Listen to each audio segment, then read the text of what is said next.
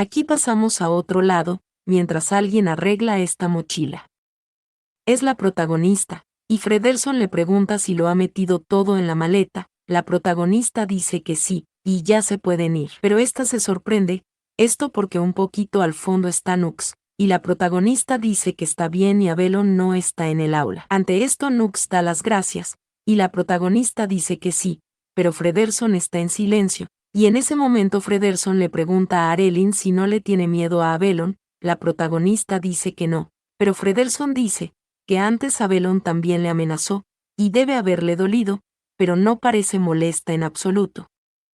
La protagonista suspira, y dice que eso no es nada, y Frederson pregunta si en serio, y Nux llama a la protagonista, porque ella realmente es asombrosa, y es más joven que él, pero no se acobardó ante Avelon, e incluso cuando Avelon intentó golpearle ni pestañó, y realmente él no puede decir nada. Ante esto la protagonista está en silencio, y le pregunta que por qué no le dice a sus papás que le están acosando. Nux dice que realmente no quiere hablar de eso. La protagonista le pregunta que por qué, y Nux se ve algo sombrío, pero este hace saber que tiene miedo de que se avergüencen de él. Ante esto la protagonista se queda en silencio, y Nux tiene un poco aguado los ojos, y dice que su papá navega un gran barco y hace tratos, y es alguien que puede decir lo que quiere incluso a la gente que da mucho miedo, y él es realmente genial. Ante esto la protagonista piensa que es verdad, y Moudely es conocido por hacer bien su trabajo incluso dentro del gremio de comerciantes. Pero Nux pone un pero, porque él ni siquiera puede decir si algo le desagrada, y Avelon le acosa todos los días, y tiene miedo de que si su papá se entere piense que es una desgracia para su familia. La protagonista se queda en silencio, pero piensa que no es que no entienda los sentimientos de Nux, ante ello poniendo un pero. Esta se queda muy pensativa, y le dice a Nux que entonces le enseñará algo hábil. Esta le pide que se incline rápidamente, y Frederson pregunta que por qué, y la protagonista susurra que en realidad Avelon y Vimer siguen ensuciando sus camas. Ante esto Frederson le pregunta que qué dice, y la protagonista dice que sí, y en serio escuchó a la señorita Seria hablar de ello, y la razón por la que no pueden hacer nada es porque ella los descubrió. Y esta piensa que bueno, porque la mitad es verdad y la otra mitad no, ante ellos poniendo un pero, porque realmente no importa, y lo que importa es que Nux se dé cuenta de que no vale la pena tenerle miedo a Avelon. Y la protagonista llama a Nux,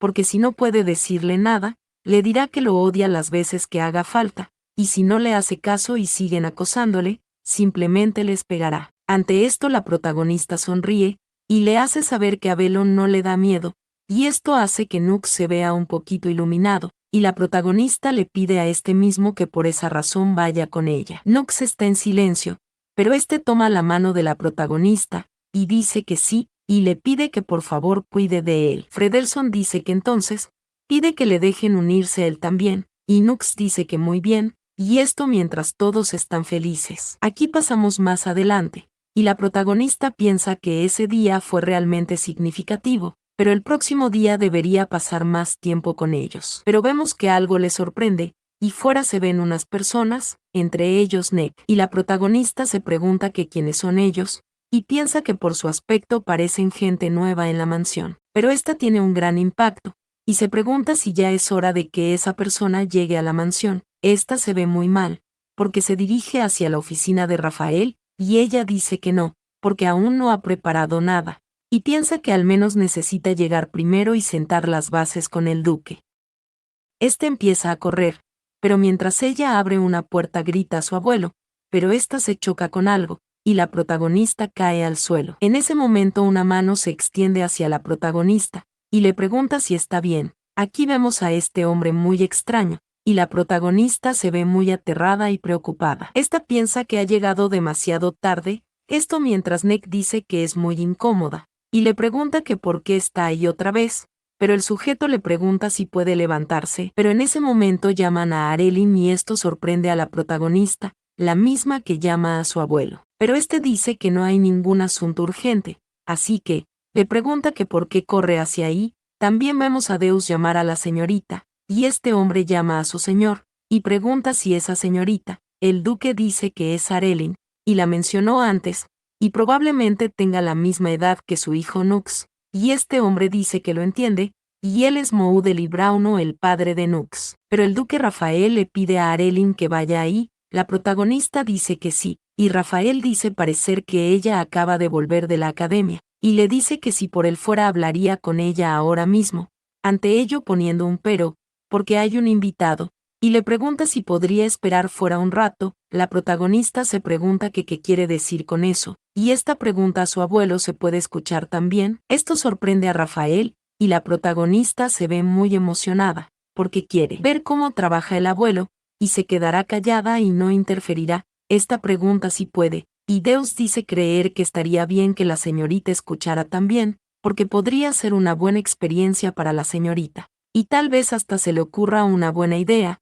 Y le pregunta si está en lo cierto a la señorita Arelyn, y la protagonista muy feliz dice que sí, y piensa en Deus, porque lo hizo bien. Pero el duque Rafael dice que bueno, entonces, porque se disculpa, pero pregunta si está bien si la niña se queda con ellos. Este hombre suspira, y dice que por supuesto, porque parece que a la niña realmente le gusta su abuelo, y su corazón se siente cálido. Y Nick dice que en cuanto a él, bueno, mientras no sea demasiado ruidosa está bien, y la protagonista se pregunta que cómo que bien, aunque está dando fuertes señales de que no le agrada la idea, y esta piensa que si fuera por ella dejaría que Nick hiciera las tonterías que quisiera, ante ello poniendo un pero, porque si no controla eso, causará una enorme pérdida, y no puede dejarlo pasar, mencionando que la persona que Nick llevó es un tipo llamado Trunet, y la razón por la que recuerda su nombre, es porque Trunet una vez estafó terriblemente a Nick, y el daño causado a la familia Brauno en ese momento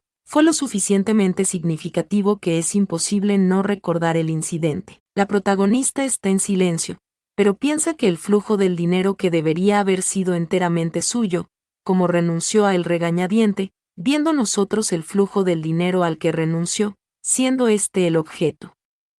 Pero la protagonista se pregunta, que si ahora el dinero que ganó con él, será completamente robado por ese estafador, imaginándolo como un malvado, porque es un gran gremio de comerciantes que tiene mucho dinero, y la protagonista piensa que no puede dejar que pase, y ese contrato. Esta se ve seria, porque no importa qué, va a anularlo. En ese momento Rafael dice que entonces, pregunta que qué tipo de negocio es el que mencionó, porque le han dicho de antemano, que él está asociado con el gremio de comerciantes Felpak. Ante esto el comerciante dice que sí a su gracia, eso es correcto. Pide que por favor le llame Trunet, porque es el jefe de gremio de comerciantes de Felpak. Pero Rafael dice que el gremio de comerciantes Felpak, el oído que no se especializa en comercio nacional, sino en el comercio marítimo intercontinental. Pero Trunet dice que más que en el comercio frecuente, su gremio se centra exclusivamente en el comercio internacional, comerciando solo artículos de lujos de alto valor, y los artículos principales incluyen obras de arte antiguas, y artículos de cuero especialmente elaborados, tapices raros y artículos de los que quizás ha oído hablar. Su gracia. Ante esto Rafael está en silencio, y mientras la conversación continúa, la protagonista menciona que es demasiado extenso, y ella se ve agobiada. Pero el duque Rafael dice que entonces, le pregunta si quiere decir que quieren importar artículos de lujos y distribuirlos dentro de su imperio. Trunet dice que sí, precisamente. Pero el duque le hace saber que por lo que ha oído hasta ahora, parece que su gremio podría manejar eso de forma independiente sin muchos problemas, y pregunta que qué espera él exactamente de su gremio. Trunet suspira antes de dar su respuesta, porque dado que su gremio prospera fuera del imperio no están familiarizados con sus operaciones internas. Ante esto Moudeli interrumpe diciendo que entonces, le pregunta si les está diciendo que se encarguen de la distribución dentro del imperio. Trunet suspira porque eso es parte de ello, y además, agradecería que ayuden con el transporte de las importaciones. Ante esto Moudeli pone la mano en su frente, porque si se encargan tanto de la distribución como el transporte, pregunta que qué aportaría su gremio exactamente. En ese momento alguien le pide al conde que cuide su tono, pero el conde dice que solo tiene curiosidad. Es Nick quien hablaba, y el conde dice que si no están produciendo los productos, ni gestionando el transporte, y solo están abasteciendo los artículos, pregunta si eso no es algo que su gremio ya hace, pero Nick dice que son productos de lujos, y se trata de comerciar con el valor de una marca, y es un negocio vital y especializado. Ante esto Deus dice que ya, y deben calmarse, porque no están ahí para discutir. Pero el conde Moro le dice que los bienes de lujo son difíciles de manejar, implicando tratos con numerosas casas nobles, y requieren una distribución cuidadosa, y un solo error podría llevar a más pérdidas que ganancia. Y ante esto Deus llama a Moudeli, su señor. Pero Neck dice creer que su gremio ha llegado a un punto en el que deben elevar sus estándares, y deberían estar preparados para asumir algunos riesgos, y vemos este choque entre un águila y una torpe llena. Bueno, eso es lo que se ve y creo que es la razón. Pero en ese momento llaman a su gracia, Strunet, que dice entender sus preocupaciones, ante ello poniendo un pero, pidiendo que por favor confíe en su gremio, preguntando que quién se atrevería a distribuir falsificaciones contra su poderoso gremio, y ante esto la protagonista piensa que vaya, y ciertamente no pierde el tiempo. Pero el duque está pensativo y en silencio, y este dice que muy bien, y esa propuesta será discutida dentro del gremio, y lo llamarán después. Ante esto Neck llama a su padre, pero el duque le pide que no se preocupe, porque la propuesta será revisada positivamente, y tendrá una respuesta definitiva antes de que el señor Trunet parta. Y ante esto Neck está en silencio,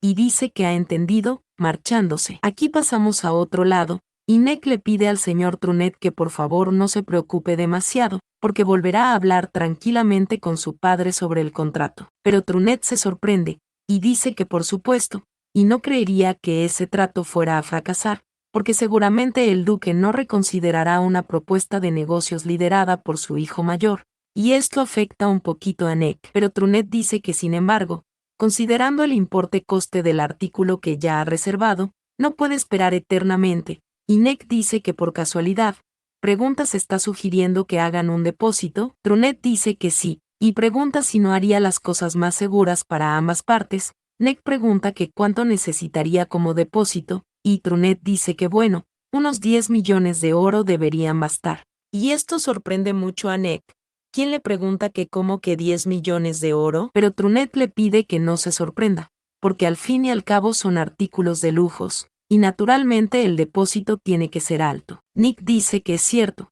ante ello poniendo un pero, y Trunet le hace saber que solo tiene que prepararlo en un futuro próximo, porque no es un asunto urgente, así que no debe preocuparse, y puede tomarse su tiempo para prepararlo. Esto preocupa a Neck, quien menciona que perdió la oportunidad de comercializar con el proyecto de Jaffrey por esa mocosa, y la producción minera de la mina que compró no ha cumplido las expectativas, y sus resultados comerciales recientes están tocando fondos. Y este piensa que si las cosas siguen así después de la reunión anual, no le quedará ningún proyecto para el año, y si da un paso atrás ahí, su reputación estará completamente arruinada. Y este se ve muy mal, y le dice a Trunet que entendido, e intentará prepararlo lo antes posible. Aquí pasamos a otro lado, donde la protagonista está pensativa, y piensa que en ese momento Trunet probablemente está empezando a abordar el tema del depósito, y aunque el depósito es inevitable, debe bloquear el contrato principal para minimizar las pérdidas financieras. Esta se ve bastante concentrada, y Jaffrey le mira, le pregunta que por qué tiene una expresión tan seria, y aquí la protagonista suspira, y dice que estaba pensando en qué tipo de producto hacer a continuación. Y la protagonista piensa que no está segura de si alguno de esos artículos puede ahuyentar inmediatamente a Trunet, y se pregunta si tal vez haya una herramienta mágica que obligue a alguien a decir la verdad. En ese momento Jaffrey está viendo mientras está en silencio, pero dice que en situaciones como esas, pregunta si no es mejor eliminar primero los que parecen menos útiles, porque para ser honesto, ese parece bastante inútil.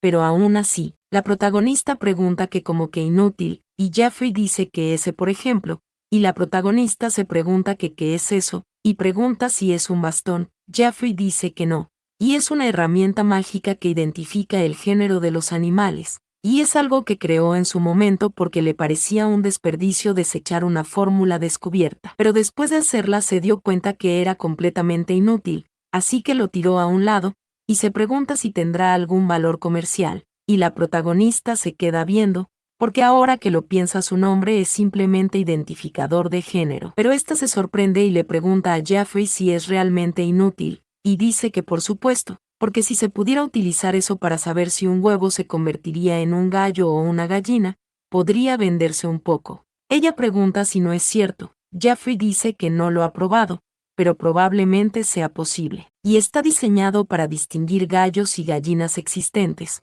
y configurarlo para conocer si los huevos nacerían gallina o gallo sería un reto. Este vuelve a decir que bueno, porque podría ser capaz de distinguir entre huevos, aunque, y ante esto la protagonista suspira pero se queda en silencio, y en ese momento recibe una iluminación, y ésta pide esperar, y se pregunta que por qué distinguir entre huevos, y ésta llama a Jeffrey, y le pregunta si podría explicar esa parte con más detalle.